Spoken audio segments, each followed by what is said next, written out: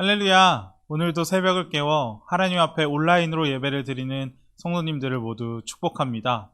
제가 기도함으로 오늘 5월 10일 새벽 예배를 시작하도록 하겠습니다. 기도하겠습니다. 하나님 감사합니다. 오늘도 저희를 깨워주시고 하루의 첫 시간을 하나님께 나와 예배 드릴 수 있게 해주심에 감사를 드립니다. 하나님 앞에 나와 예배하는 저희들에게 하나님의 크신 은혜를 부어주시고 오늘 하루도 하나님의 말씀 안에서 살아갈 수 있도록 성령님께서 저희를 도와주시옵소서. 또한 우리의 어려움과 우리 인생길 가운데 해결하지 못한 문제들이 많이 있습니다.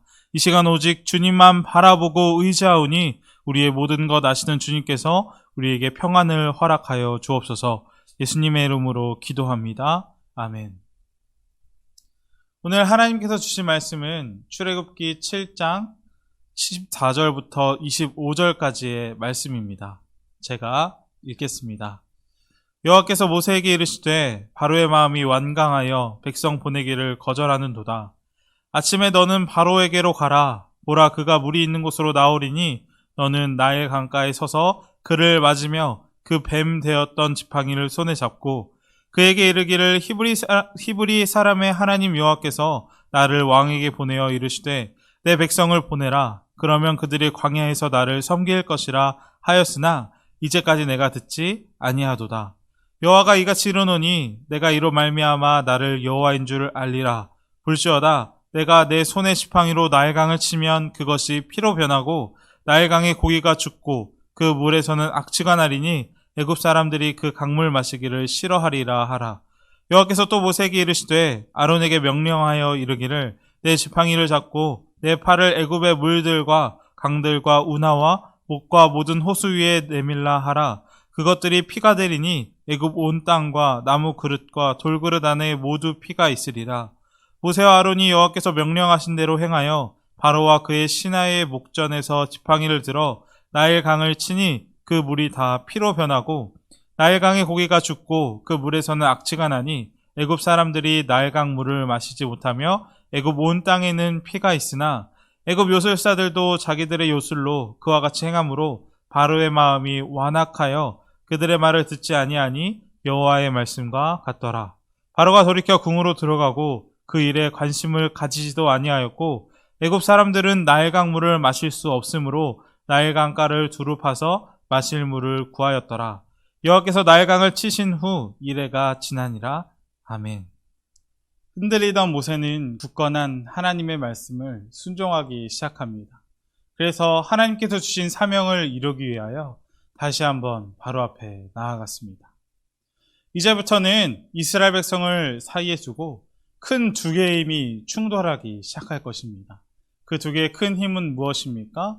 하나님의 힘과 바로의 힘입니다. 바로는 하나님보다 자기가 더 강하다고 생각했습니다.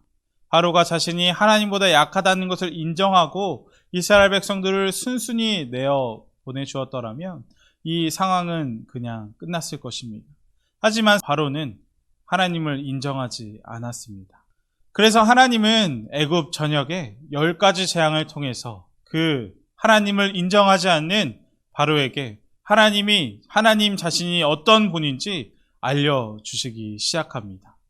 분명히 10가지 재앙의 목적은 확실합니다. 그것은 무엇이냐면 이스라엘 백성들을 구원하려는 목적도 있지만 그것보다 더 큰 하나님의 이 10가지 재앙의 목적은 무엇이냐면 이스라엘 백성들 뿐만 아니라 바로 그리고 애굽 그리고 온 세상이 하나님이 어떤 분인지를 알게 하기 위함이었습니다. 그래서 하나님께서는 10가지 재앙을 통해서 이스라엘 백성 바로와 애굽과 온 세상 사람들에게 하나님께서 어떤 분이신지를 생생하게 드러내시는 것입니다. 그런데 중요한 것은 무엇이냐면 이 말씀이 그냥 그 당시에 일어났던 일이 아니라는 것입니다. 이 말씀은 시간과 공간을 넘어서 우리에게도 하나님이 어떤 분인지를 생생하게 알려주고 있습니다. 그래서 오늘 우리가 이 첫 번째 재앙, 하나님께서 주시는 이 재앙을 통해서 하나님께서 우리에게 원하시는 것이 무엇인지 그리고 우리 삶에서 점검해야 할 것이 무엇인지 이 3가지 정도로 요약해서 함께 은혜를 나누도록 하겠습니다. 오늘 본문을 보면 바로는 그 하나님 앞에 계속 완강한 모습을 우리가 볼 수가 있습니다. 그래서 16절을 보면 바로는 계속해서 하나님의 말씀을 듣지 않고 이스라엘 백성들을 끝까지 내보내지 않으려고 하는 모습을 볼 수가 있었습니다. 이 바로는 출애굽기 처음부터 끝까지 하나님을 인정하려 들지 않습니다. 우리가 출애굽기 5장에서 보았듯이 바로는 하나님이 누구이기에 라고 이야기하며 끝까지 자신의 고집과 교만을 하나님 앞에 굽히지 않습니다. 그렇다면 왜 이 바로는 자신의 이 고집을 그 하나님 앞에 꺾지 않았을까요? 그 이유는 바로 바로가 믿고 있는 것이 있었기 때문입니다. 바로는 하나님보다 강력한 신들이 있다고 믿고 있습니다. 애굽에는 많은 우상들이 있습니다. 그리고 그 중에 가장 강력한 우상이 있는데 그것은 바로 나일강에 있는 우상들이었습니다. 애굽은 그 당시 최대 문명 중 하나였습니다. 이집트 문명이 발전할 수 있었던 것은 바로 이 나일강 때문이라고 해도 과언이 아닙니다. 이 나일강은 애굽 사람들에게 1년 내내 마실 물과 또한 농사에 필요한 물을 충분하게 공급해 줍니다. 그래서 이 아프리카 전역을 관통하는 이 나일강물이 세계에서 가장 비옥한 토지를 애굽 사람들에게 제공했기 때문에 애굽이 세계 최강국이 그 당시 최강국이 될 수 있었고 바로가 신적 존재가 될 수 있었던 이유가 될 수 있습니다. 그래서 애굽 사람들은 이 나일강의 우상을 만들고 섬겼습니다. 나일의 수호신인 쿠눔, 나일강을 범람하게 만드는 다신의 신인 하피와 같이 다양한 우상을 나일강 중심으로 만들고 섬겼습니다. 그래서 오늘 본문 15절에 보면 바로가 아침에 나일강으로 나왔다고 이야기하는데 어떤 학자는 이 아침에 바로가 나일강으로 나온 것은 그냥 산책을 하려고 나온 것이 아니라 그 나일강의 신에게 절하고 그 나일강 신을 우상을 섬기려고 나온 것이 아니냐라고까지 이야기하는 학자도 있습니다. 저도 이 학자의 말에 동의합니다. 분명 바로는 그냥 이 나일강으로 나오지 않았을 것입니다. 그렇게 아침에 바로가 이 나일강 신에게 절하고 나일강 신을 숭배하러 나왔을 때 하나님은 그때 그 나일강을 피로 만들어 버렸습니다. 애굽 사람들이 그토록 신뢰하고 바로가 그렇게 믿었던 나일강이 아무것도 아니라는 것을 하나님께서 보여주고 계신 것입니다. 오늘 본문 17절 18절입니다. 여호와가 이같이 이루노니 내가 이로 말미암아 나를 여호와인 줄 알리라. 볼지어다 내가 내 손의 지팡이로 나일강을 치면 그것이 피로 변하고 나일강의 고기가 죽고 그 물에서는 악취가 나리니 애굽 사람들이 그 강물 마시기를 싫어하리라. 애굽의 가장 큰 우상이었던 이 나일강이 한순간에 아무것도 할 수 없는 악취가 나고 피하고 싶은 피로 변해버린 것입니다. 이것을 보면 우리가 첫 번째로 점검해야 할 것이 있습니다. 그것은 무엇이냐면 우리가 의지하는 것은 무엇인가입니다. 바로가 의지했던 이 나일강을 보며 우리가 하나님보다 의지했던 것들을 다시 한번 돌아보기 원합니다. 우리 인생에도 이런 나일강과 같은 것들이 있습니다. 우리 인생에 하나님보다 더 의지하고 신뢰했던 것들이 있습니다. 때로는 부동산이 될 수도 있고 때로는 돈이 될 수도 있습니다. 이렇게 나일강만 있으면 내가 정말 행복할 텐데 라고 생각하는 것들이 분명 우리 인생에 있을 것입니다. 하지만 분명한 것은 무엇이냐면 하나님께서는 그 바로가 의지하고 자랑했던 나일강을 단번에 악취가 나고 피하고 싶은 곳으로 만들어 버렸다는 것입니다. 하나님께서 나일강을 피로 변하게 하는 것을 보며 우리가 다시 한번 기억해야 될 것은 무엇입니까? 우리가 자랑해야 할 대상, 우리가 오직 의지해야 할 대상은 그런 부동산이나 돈과 같은 것들이 아닌 오직 하나님 한 분밖에 없다는 것입니다. 사도 바울은 빌립보서 3장 2절 3절에서 이렇게 이야기합니다. 개들을 삼가고 행악하는 자들을 삼가고 몸을 상해하는 일을 삼가라. 하나님의 성령으로 봉사하며 그리스도 예수로 자랑하고 육체를 신뢰하지 아니하는 우리가 곧 할례파라. 사도 바울은 개라는 표현을 쓸 정도로 빌립보 교인들에게 피해야 할 대상이 있다고 이야기합니다. 그 대상들이 누구였냐면 빌립보 교회에 있었던 유대인들이었습니다. 그들은 예수님을 믿기는 했지만 율법의 행위를 더 자랑했습니다. 율법을 지켜야 구원을 받는다고 이야기하였습니다. 그 사람들은 자신들이 할례를 받고 율법을 지킨다는 것을 예수님보다 더 의지했고 자랑했던 사람들이었습니다. 그리고 바울은 그 율법을 예수님보다 더 자랑하고 있는 그들을 향해 개라고 할 정도로 화가 나 있는 것을 볼 수가 있습니다. 이것이 바로 나일강을 신뢰하는 사람들이 아닐까 합니다.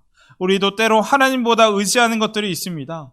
말로는 예수님을 믿고 하나님을 믿는다고 이야기하지만 때로는 우리의 마음은 다른 곳을 향해 있을 때가 있습니다. 바울은 이런 우리들에게 오직 그리스도 예수만 자랑하는 사람이 되라고 오늘 이 빌립보서에서 이야기하고 있습니다. 우리가 이 말씀을 마음에 새기기 원합니다. 예수 그리스도 외에 다른 모든 것을 자랑하는 인생이 아니라 오직 예수님만 자랑하고 의지하고 하나님만 믿으며 살아가는 우리 여러분들이 되기를 축복합니다. 첫 번째로 우리는 항상 점검해야 할 것입니다. 내 인생의 자랑은 무엇인가? 우리의 인생의 자랑은 무엇입니까? 내 인생의 자랑이 예수 그리스도가 되기를 축복합니다. 우리가 두 번째로 점검해야 할 것은 우리의 마음 상태는 어떠한가입니다. 본문 22절을 보면 애굽의 요술사들도 이 나일강을 피로 만드는 요술을 부리는 것을 볼 수가 있습니다. 그러나 중요한 것은 무엇이냐면 이 요술사들이 일으킨 이 요술들은 진리가 아니라는 것입니다. 본문 24절을 보면 애굽 백성들은 물이 피로 변해 마실 물이 없었습니다. 마실 물을 구하기 급급하여서 땅을 파서 물을 구하려고 합니다. 하지만 바로는 그 백성들을 내버려 둔 채 피를 물로 변하게 하는 것이 아니라 다시 물을 피로 변하게 하고 있는 것입니다. 이것을 볼 때 바로 요술사들이 물을 피로 바꾼 것은 하나님과 같이 놀라운 이적을 나타내는 것이 아니라 속임수였다는 것을 우리가 알 수가 있습니다. 분명히 이 요술사들이 진리였고 그 애굽의 신들이 더 강력했더라면 그 고통하고 신음하는 그 애굽의 백성들을 위해 피를 다시 물로 바꿨어야 하기 때문입니다. 하지만 그 요술사들은 그럴 능력이 없습니다. 그냥 눈속임으로 다시 물을 빨갛게 만들 뿐이었습니다. 하지만 안타까운 것은 무엇이냐면 바로는 이 요술사들이 행하는 속임수를 보고 마음이 완악해져서 고통하고 신음하는 백성들을 내버려 둔 채 다시 왕궁으로 들어가 버렸다는 것입니다. 바로는 하나님께서 내리는 이적을 보며 자신의 무능함을 깨닫는 것이 아니었습니다. 더 마음이 완악해질 뿐입니다. 성경을 보면 바로를 표현하는 단어는 완악함이라는 단어로 표현해도 좋을 것 같습니다. 이 완악함이라는 단어는 영어 성경을 보면 hardened heart로 마음이 딱딱하게 굳은 상태를 의미합니다. 출애굽기에 계속 바로를 따라다니는 말이 있는데 그것은 무엇이냐면 바로의 마음이 완악하여 그들의 말을 듣지 아니하니라는 구절입니다. 그들의 말이 무엇입니까? 하나님의 말씀을 대언하는 모세의 말입니다. 바로가 하나님의 말씀을 듣지 않았다는 것입니다. 하나님의 말씀을 들어도 들리지 않는 이 완악한 바로를 보며 다시 한번 우리의 마음이 어떠한 상태인가 돌아보기를 원합니다. 우리도 이 바로의 마음처럼 딱딱하게 굳어 있지는 않은가 다시 한번 생각해 보기를 원합니다. 예수님의 비유 가운데 우리의 마음을 잘 보여주는 비유가 하나 있습니다. 그 비유는 바로 땅에 떨어진 씨 비유입니다.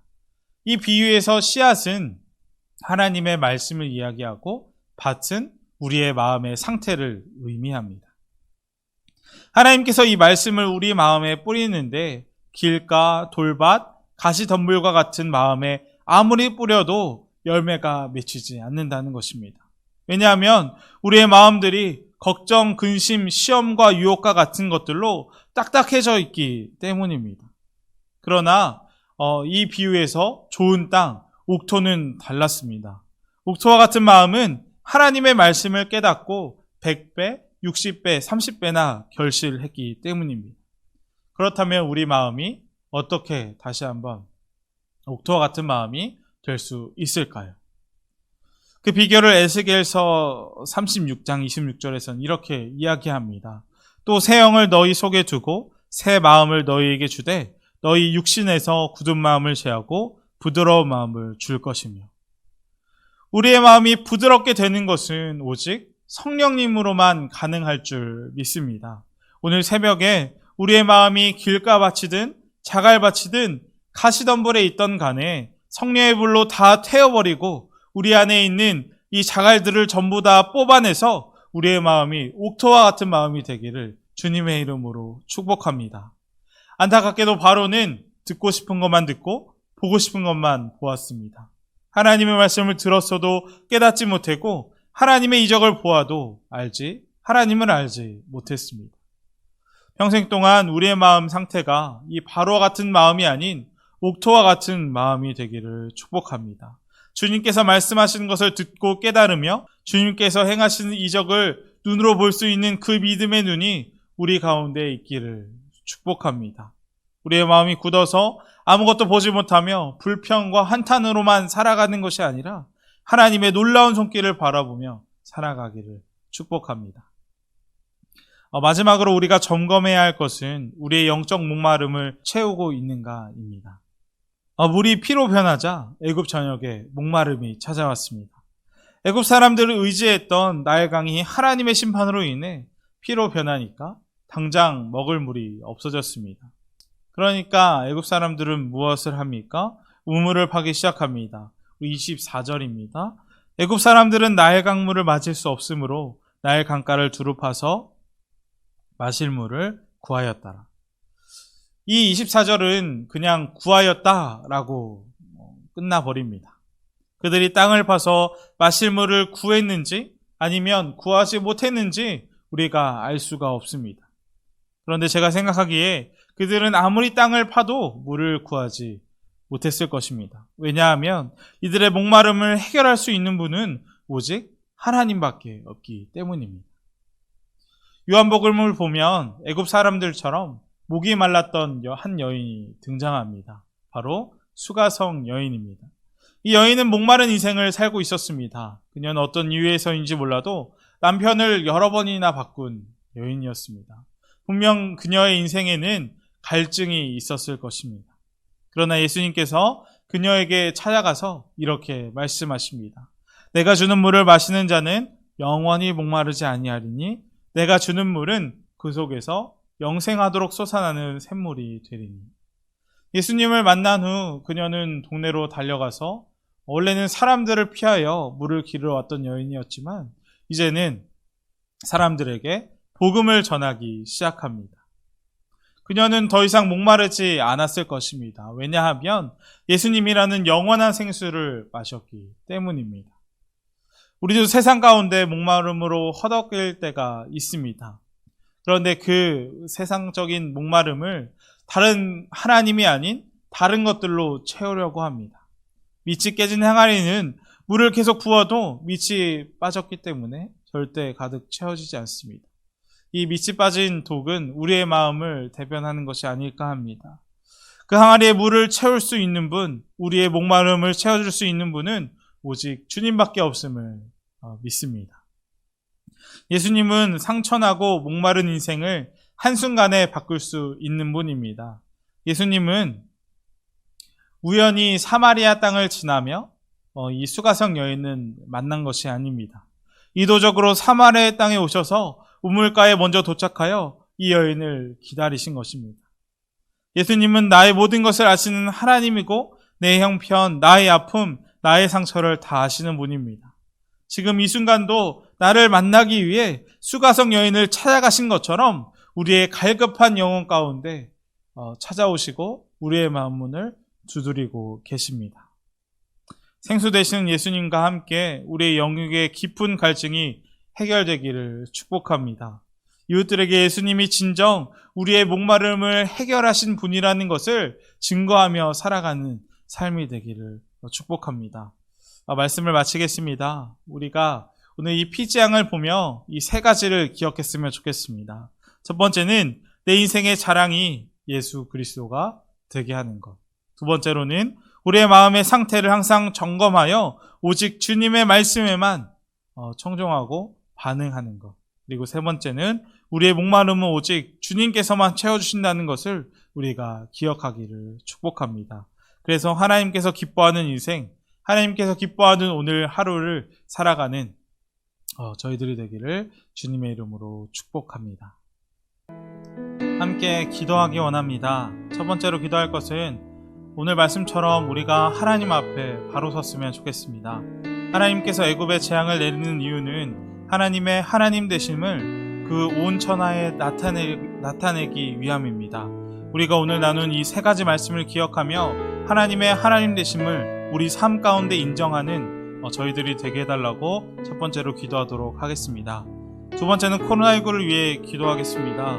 코로나19로 인해 어려움 당하는 분들이 많이 있습니다. 특별히 백신을 맞는 분들이 부작용으로 고생하는 분들도 계신데 우리가 이 시간에 코로나19 이 생사화복을 주관하시는 하나님께서 이 땅을 긍휼히 여겨주셔서 속히 코로나가 안정되고 또한 우리 삶 가운데 평안을 허락해달라고 기도하도록 하겠습니다. 제가 기도하고 오늘 말씀 모두 마치도록 하겠습니다. 하나님 감사합니다. 이 시간 우리 피로 변하는 재앙을 통해 우리가 하나님 앞에 어떻게 살아가야 하는지 돌아보는 시간을 가졌습니다. 우리는 너무나도 연약하고 때론 하나님 앞에 넘어지고 쓰러질 때도 있지만 성령님께서 우리와 함께하여 주셔서 세상 어떤 것보다 오직 하나님만 의지하며 살아가는 저희들이 되게 하여 주옵소서. 이 모든 것 예수님의 이름으로 기도합니다. 아멘.